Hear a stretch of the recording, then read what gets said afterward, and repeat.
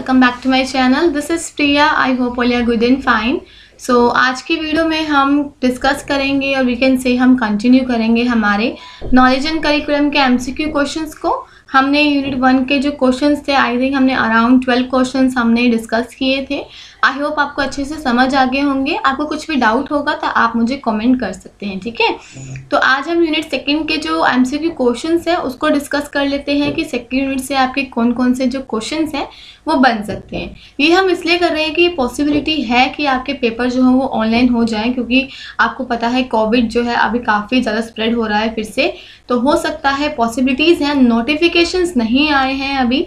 बच्चे पूछते हैं नोटिफिकेशन आया कि नहीं आया। जब भी आएगा मैं आपको अपडेट करूँगी या टीचर्स आपको बताएंगी, जिस कॉलेज के थ्रू या जिसके थ्रू भी आप अपना बीएड कंटिन्यू कर रहे हैं वो आपको ज़रूर बताएंगे, ठीक है। बाकी आप फाइल्स अपनी प्लीज़ प्रिपेयर करके रखें। मैंने आपको लेसन प्लान कैसे बनाने हैं वो बता दिया था।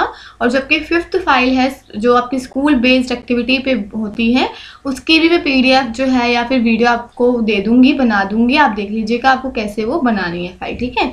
तो डिस्कस करते हैं आज के क्वेश्चंस को 2nd यूनिट के। तो लेट्स गेट स्टार्टेड। सी, तो फर्स्ट क्वेश्चन आपका है, who defines facets as clearly defined mutually exclusive and collectively exhausted expects properties of a class और स्पेसिफिक सब्जेक्ट्स, ठीक है। तो ये मैंने आपको यूनिट 1 में ही बताया था कि ऑथर्स के नेम आपको अच्छे से लर्न होने चाहिए, क्योंकि एमसीक्यू क्वेश्चन ज़्यादातर आपके ऑथर्स के नेम पे या स्टेटमेंट्स पे ही बनते हैं। तो उन्होंने पूछा है कि किसने ये डिफाइन दिया था कि जो आपका फेसियर्स है, मतलब जो आपका 2nd यूनिट जिस पे स्टार्ट है, different face of knowledge and relationship, ये किसने बताया था कि वो क्लियरली डिफाइंड म्यूचुअली एक्सक्लूसिव है, कलेक्टिवली एग्जॉस्टिव एक्सपेक्ट्स हैं, एक क्लास की प्रॉपर्टीज़ हैं या फिर एक स्पेसिफिक सब्जेक्ट है। तो ऑप्शन आपके हैं मार्क्स ने बोला था, 2nd है मिल्स एंड ब्रॉटन ने बोला था, 3rd is Harter and 4th is Taylor. Answers मैंने दे रखे हैं क्योंकि हम सिर्फ इसको डिस्कस करेंगे कि कैसे क्वेश्चंस आ सकते हैं। तो इसका आंसर है आपका option number 4, that is Taylor, ठीक है। तो फर्स्ट क्वेश्चन का आंसर क्या है आपका option number 4, that is Taylor. 2nd है नॉलेज रेफर्स टू। नॉलेज क्या है आपकी, आपको पता है नॉलेज क्या है, जिसके थ्रू हम कुछ सीखते हैं, ठीक है। कुछ आपको इन्फॉर्मेशन मिलती है, कुछ इंस्ट्रक्शंस मिलती हैं। तो नॉलेज क्या है, option 1 is learning, 2nd one is instructions, 3rd one is cognition and 4th is information and 5th is all of the above। तो आपको पता है नॉलेज क्या है। नॉलेज एक लर्निंग भी है जिसके थ्रू आप सीखते भी हैं, ठीक है। इंस्ट्रक्शंस भी आपको कुछ मिलती है नॉलेज के थ्रू के, आप जब स्कूल जाते हो तो टीचर्स आपको इंस्ट्रक्शन देती है, तो वो भी एक तरह की नॉलेज होता है। कॉग्निशन होती है कंस्ट्रक्टिव थ्योरीज वगैरह जो आपकी होती हैं। इन्फॉर्मेशन आपको मिलती है किसी पर्टिकुलर थिंग के बारे में। और तो क्या है, सारे ही ऑप्शन करेक्ट हैं। तो 5th ऑप्शन क्या है आपका राइट आंसर है, that is all of the above, ठीक है। नेक्स्ट पे चलें। नेक्स्ट है आपका, according to which author concrete is defined as a unity of diverse aspects. किस ऑथर ने बोला था जो कंक्रीट नॉलेज है, इसमें आपको पता है डिफरेंट नॉलेज आप पढ़ते हैं, लोकल, यूनिवर्सल, कंक्रीट, एब्सोल्यूट। तो किसने कहा था जो कंक्रीट नॉलेज है वो एक यूनिटी ऑफ डाइवर्स एस्पेक्ट्स है, कि डाइवर्स एस्पेक्ट्स की एक ही यूनिटी में वो सब कुछ बता देते हैं, एक ही पहलू में या एक ही वर्ड में आपको समझा दिया जाता है। तो ये हेजल ने कहा था, मार्क्स ने कहा था, जॉन डीवे ने दी थी ये आपकी स्टेटमेंट, या हार्बर्ट ने। तो आपको पता है ये किसने दिया था, ये मार्क्स ने दिया था कि जो कंक्रीट है वो यूनिटी ऑफ डाइवर्स एस्पेक्ट्स है, ठीक है। तो option number 3rd is correct, that is 2nd is correct, that is marks. 4th question है आपका, इन लैटिन वर्ड, जो लैटिन वर्ड है आपका कंक्रीटस। देखिए क्वेश्चन इससे ही बन जाता है कि जो कंक्रीटस है वो किससे मिलकर बना है, लैटिन वर्ड से मिलकर बना है। या फिर the Latin word of concrete का लैटिन वर्ड क्या हो सकता है, आप बोलेंगे कंक्रीटस, इसका लैटिन वर्ड होता है। उसका मीनिंग क्या होता है आपसे पूछा है, mixed, fused, 3rd one is composite and 4th one is all of the above, ठीक है। तो जो कंक्रीटस है उसका मीनिंग आपका होता है ऑल ऑफ द अबव। उसका मीनिंग मिक्स्ड भी होता है, फ्यूज्ड भी होता है, कंपोसाइट भी होता है, किसी दो का मिक्सचर। तो राइट आंसर क्या है आपका option number 4, that is all of the above, ठीक है। 5th है आपका, which is the lowest form of knowledge. जो नॉलेज है उसकी लोएस्ट फॉर्म क्या होती है, सबसे नीचे वाली फॉर्म क्या होती है। Options are textual knowledge, theoretical knowledge, perception या कंक्रीट नॉलेज। तो आंसर क्या है आपका, perception is the lowest form of knowledge. जो लोएस्ट फॉर्म होती है आपकी नॉलेज की वो होती है आपकी परसेप्शन, ठीक है। क्वेश्चन नंबर 6 है हाईएस्ट फॉर्म क्या होता है। अभी हमने डिस्कस किया लोएस्ट फॉर्म क्या होती है। अब हम पूछते हैं, वो पूछ रहे हैं हाईएस्ट फॉर्म क्या होती है। तो हाईएस्ट फॉर्म क्या होती है आपकी, option number 1 is textual knowledge, जो आप बुक्स से लेते हैं। टेक्सचुअल नॉलेज जो आप टेक्स्ट रीड करके आपको जो नॉलेज मिलती है। थ्योरेटिकल नॉलेज जो आपको थ्योरी बेस्ड नॉलेज मिलती है, जिसमें आपको पता चलता है कि इस पर्टिकुलर प्रॉब्लम का रीज़न ये क्यों है, जो आपको एक वाई का आंसर देती है कि ऐसा क्यों हुआ, वो होती है आपकी थ्योरेटिकल नॉलेज। परसेप्शन हो गया एक आपका, आप अपने परसेप्शन से पढ़ते हैं, कुछ नॉलेज आपको गेन होती है। कंक्रीट नॉलेज होती है, ठीक है। तो जो हाईएस्ट फॉर्म ऑफ नॉलेज होती है वो होती है आपकी थ्योरेटिकल नॉलेज, जिसमें हमें हर एक क्वेश्चन का एक्सप्लेनेशन अच्छे से मिल जाता है। तो right answer is option number 2 that is theoretical knowledge, ठीक है। 7th क्वेश्चन है which learning is based on constructive theory of teaching. जो कंस्ट्रक्टिव थ्योरी होती है टीचिंग की, इनमें से कौन सी ऐसी लर्निंग है जो उस पर बेस्ड है। देखिए कंस्ट्रक्टिव थ्योरी मतलब जहाँ पे जो टीचर्स है आपको जब पढ़ाती हैं तो वो इस तरह से पढ़ाती हैं कि जो बच्चे हैं वो अपने आप ही उस मीनिंग को और क्रिएट कर सकें, ठीक है। जैसे आपने उनको कुछ समझाया तो उनको इतना अच्छे से समझ आया कि वो अपनी तरह से भी उस नॉलेज को और एनहेंस कर पाते हैं, तो उसे हम बोलते हैं कंस्ट्रक्टिव थ्योरी ऑफ टीचिंग। तो जो इस पे बेस्ड होती है लर्निंग वो होती है आपकी, first is local knowledge, second is textual knowledge, third is abstract knowledge and fourth is contextual knowledge. Local knowledge जो आपको ईजिली मिल जाती है, कहीं भी अवेलेबल आपको हो जाती है। टेक्सचुअल नॉलेज जो आपको बुक्स या टेक्स्ट को रीड करके मिलती है, ठीक है। एक एब्स्ट्रैक्ट नॉलेज होती है जो लॉजिक पे बेस्ड होती हैं। कॉन्सेप्चुअल नॉलेज जो होती है वो कंस्ट्रक्टिव थ्योरी पे बेस्ड होती है, जिसमें टीचर्स आपको एक्सप्लेन करती हैं ताकि बच्चे जो है उसका मीनिंग अपने आप उसको क्रिएट कर सकें, ठीक है। तो option number 4 is the right answer that is constructual knowledge. Next है आपका इंडिजियस नॉलेज इज। जो इंडिजियस नॉलेज होती है मतलब जो आपको कहीं से भी मिल जाती हैं, ईजिली आप उसको गैदर कर लेते हैं, तो कौन सी नॉलेज होती है। First is practical knowledge, second one is the abstract knowledge, third is local knowledge and fourth is universal knowledge.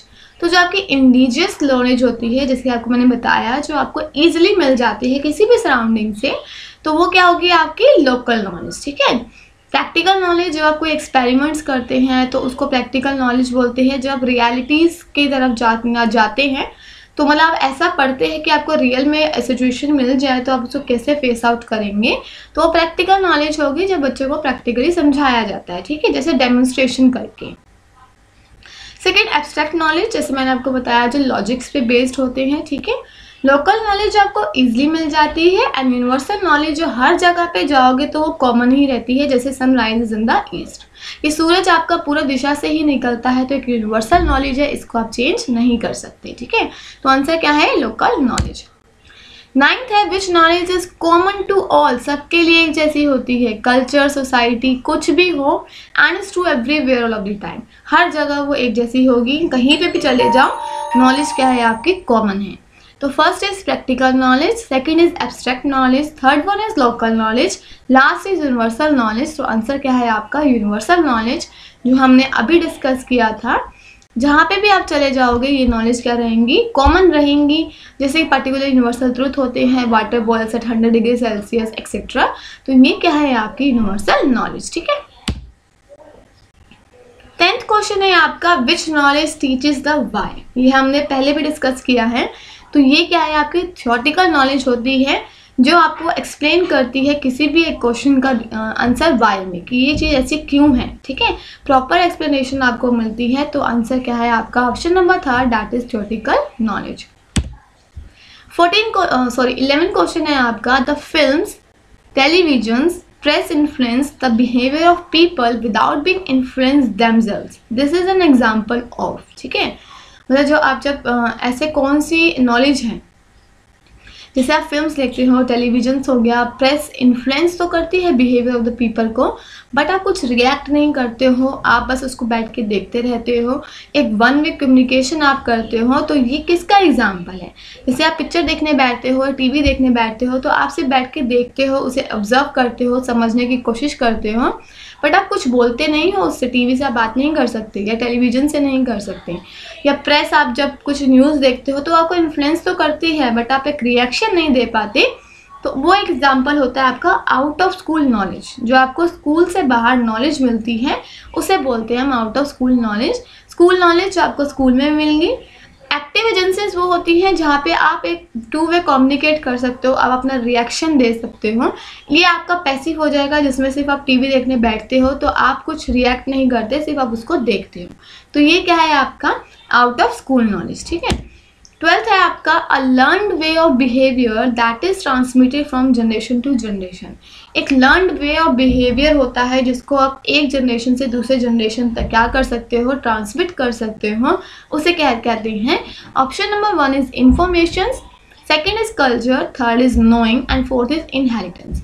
Information क्या, आपको कुछ इन्फॉर्मेशन मिली, आप अपने दोस्त को बताओगे तो जनरेशन टू जनरेशन पास नहीं होता, एक लर्नड वे ऑफ बिहेवियर ये नहीं कह सकते हम इसे। कल्चर इसका आंसर है, जैसे कि आपने किसी से दूसरा कल्चर सीखा, ठीक है। जैसे कि मान लो आपकी फैमिली में जो कल्चर चल रहा है, आपके फादर को उनके फादर ने सिखाया, उनके फादर ने आपको सिखाया, सॉरी ठीक है, आपके फादर ने आपको सिखाया, फिर आप फर्दर उसे ट्रांसमिट करोगे। तो ये क्या है आपका लर्नड वे ऑफ बिहेवियर है, जो कि पहले से ही कल्चर जो चला आ रहा है एक लर्नड वे है जो आप ट्रांसमिट करते हो जनरेशन टू जनरेशन। नोइंग नहीं होता, इनहेरिटेंस भी होता है पर वो जीन से होता है, ठीक है। तो आंसर क्या है आपका option number 2 that is culture. 13 है आपका the curriculum is prepared according to the culture of society. The system of education tries to realise the culture needs of society through curriculum. जो भी आपके करिकुलम बनते हैं वो आपके कल्चर जो सोसाइटी में चल रहा है उसके अकॉर्डिंग बनते हैं, ठीक है। जो भी आप सिस्टम एजुकेशन का सिस्टम है, जो भी आप कल्चर बनाना चाहते हैं, करिकुलम बनाना चाहते हैं, सोसाइटी की क्या नीड्स है या सोसाइटी में क्या चल रहा है उसके अकॉर्डिंग आप अपना करिकुलम डिसाइड करते हैं। तो ये क्या स्ट्रांगली आप इस पर एग्री करते हैं कि ये स्टेटमेंट ठीक है कि नहीं, या आप डिसएग्री करते हैं या आप एग्री करते हैं। तो right answer is strongly agree, क्योंकि जो भी आपका करिकुलम एक्टिविटीज़ या करिकुलम आपकी बनाई जाती है स्कूल्स में वो आपके कल्चर को ध्यान में रख के बनाई जाती है कि ताकि किसी भी एक कल्चर को क्या करें आप हार्म ना करें, ठीक है। तो क्या है इसका आंसर, राइट आंसर है second that is strongly agree. 14 question है which learning can be used as a form of formative assessment. कौन सी ऐसी लर्निंग है जिसको आप as a form of formative assessment use करते हैं। देखो असेसमेंट 2 तरह के होते हैं, फॉर्मेटिव एंड समेटिव, आपको पता है। फॉर्मेटिव जो एट द बिगनिंग में आप यूज़ करते हैं, जैसे कि ड्यूरिंग द क्लासरूम चलता आ रहा है, जैसे टेस्ट आप करते हैं, क्लासेस ले रहे हैं, ड्यूरिंग द क्लास आपने किसी से क्वेश्चन पूछ लिया, खड़े होके बताइए जिसका आंसर क्या है, तो ये सब आता है आपके, या क्विजेज ले लिए, ये सब आएगा फॉर्मेटिव असेसमेंट में। समेटिव जो आप एट द एंड करते हैं, लाइक आपके जो लास्ट में पेपर होते हैं, लाइक फाइनल टेस्ट हो गए, टर्म टेस्ट हो गए, ये सब समेटिव में आते हैं। तो ऐसी कौन सी लर्निंग है जो आपकी फॉर्मेटिव असेसमेंट में बेस्ड होती है। First is school knowledge, second is practical knowledge, conceptual knowledge और थ्योरेटिकल। आंसर क्या है, थर्ड कंसेप्चुअल नॉलेज। कैसे देखिए, स्कूल नॉलेज जो आप स्कूल में जाके लेते हैं, ठीक है, स्कूल में जाके आपने उसी टाइम नॉलेज ली, ठीक है। प्रैक्टिकल नॉलेज भी आपको ड्यूरिंग द एक्सपेरिमेंट्स करा रहे हैं, लैब में आप जा रहे हो, प्रैक्टिकल कराया जा रहा है, एक्सपेरिमेंट कराया जा रहा है, तो आपको ड्यूरिंग द क्लास आपको नॉलेज मिल रही है, आप कुछ सीख रहे हो। कंसेप्चुअल नॉलेज होती है जो आपको टीचर्स एक्सप्लेन करती है, फिर बाद में जाके, या फिर सॉरी फॉर्मेटिव हम पढ़ रहे हैं ना, स्कूल नॉलेज हो गया, स्कूल नॉलेज जो आपको स्कूल में दी जाती है, फिर एंड में आपका टेस्ट लिया जाता है कि आपने क्या पढ़ा। प्रैक्टिकल नॉलेज भी यही हुआ, कंसेप्चुअल नॉलेज जो ड्यूरिंग द क्लास आपको टीचर्स को समझाती हैं और आप एट अ टाइम ही क्या करते हो, अपने माइंड में उस टॉपिक को कुछ और रिक्रिएट करते हो, अपनी तरह से समझने की कोशिश करते हो, तो इसे बोलते हैं conceptual knowledge, that is which is based on formative assessment. Answer is conceptual knowledge, ठीक है। लास्ट क्वेश्चन है आपका, material culture includes the following. 2 type के कल्चर्स होते हैं आपके, मटेरियल और नॉन मटेरियल। मटेरियल्स जो मैन मेड बनाए जाते हैं, ठीक है, नॉन मटेरियल्स जो आपके एटीट्यूड्स बिलीव्स के बेस पे बनाए जाते हैं, उसे बोलते हैं नॉन मटेरियल कल्चर्स। सो जो मटेरियल कल्चर्स हो गए like clothes, utensils, third is both A and B and fourth is customs. तो आंसर क्या है आपका, option number third that is both A and B. देखो क्लोथ्स भी जो है मैन मेड होते हैं, यूटेंसिल्स भी, कस्टम आपके मैन मेड नहीं होते हैं। तो क्या आंसर है आपका, option number third that is both A and B. तो दिस इज ऑल। तो आज हमने 15 क्वेश्चन डिस्कस करे हैं यूनिट 2 के नॉलेज एंड करिकुलम के BEd second year. I hope आपको अच्छे से समझ आ गए होंगे। इतने ही क्वेश्चन इसमें से बने हैं। अब हम यूनिट 3 के क्वेश्चंस को डिस्कस करेंगे। फर्दर इसके लिए क्या करना है, आपको चैनल को सब्सक्राइब करना है। अगर आपको लग रहा है वीडियोस इन्फॉर्मेटिव हो रही है, आपको हेल्पफुल हो रही हैं, तो प्लीज़ चैनल को सब्सक्राइब कीजिए, लाइक शेयर कमेंट कीजिए। बाकी जो भी नोटिफिकेशंस होंगे आपके एग्ज़ाम्स मोड को लेके, उसके बारे में हम डिस्कस ज़रूर करेंगे। और 5th फाइल जो है उसकी मैं वीडियो या PDF डाउनलोड करके आपको दे दूँगी, आपको कैसे बनानी है एक आइडिया मिल जाएगा, ठीक है। तो this is for today, thank you, have a nice day and safe also.